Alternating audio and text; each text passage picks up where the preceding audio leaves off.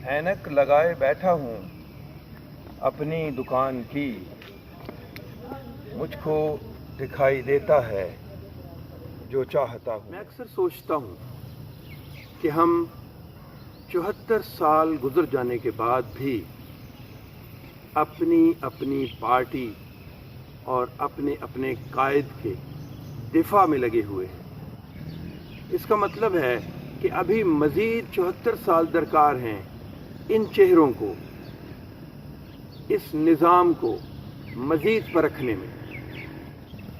Party का नाम नया और चेहरे वही, लेकिन इस बार दूध नहाए हुए।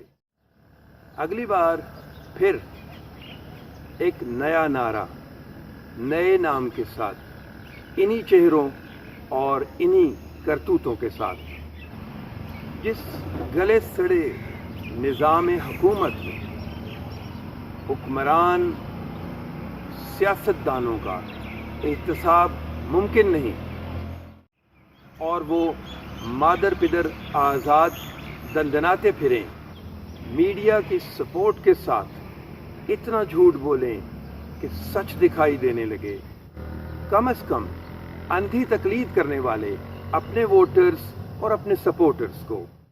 ये गला सड़ा निज़ाम किसी को दिखाई नहीं देता क्योंकि इसने पूरे मुआशरे को अपने शिकंजे में ले रखा है और इस निज़ाम के खिलाफ आवाज़ बुलंद करना जुर्म समझा जाता है। एक लम्हे के लिए इस जमहूरी निज़ाम को दुरुस्त समझ भी लिया जाए तो देखना ये होगा कि हमारे मुल्क में जमहूरियत की एथिक्स कहाँ है। जिस बरतानिया और यूरोपीय ममालिक की मिसालें देकर लोगों को सहर ज़दा किया जाता रहा है, उन ममालिक में करप्शन की तहकीकात तक मुतल्लिका वज़ीर मुस्ताफ़ी हो जाए हादसे या करप्शन की सूरत में अवाम से मुआफ़ी मांगता है।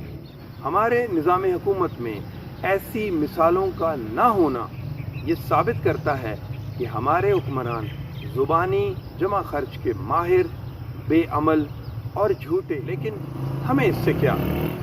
ऐनक लगाए बैठा हूँ अपनी दुकान की, मुझको दिखाई देता है जो चाहता हूँ मैं। कभी फुर्सत मिले तो ज़रूर सोचें कि ये निज़ाम अपने ऊपर उंगली उठाने नहीं देता। आखिर क्यों? गंदगी से लिथड़े हुए इस बेहंगम निज़ाम में ऐसे हुक्मरान ही जन्म लेते रहेंगे और हम उनके गुन गाते रहेंगे।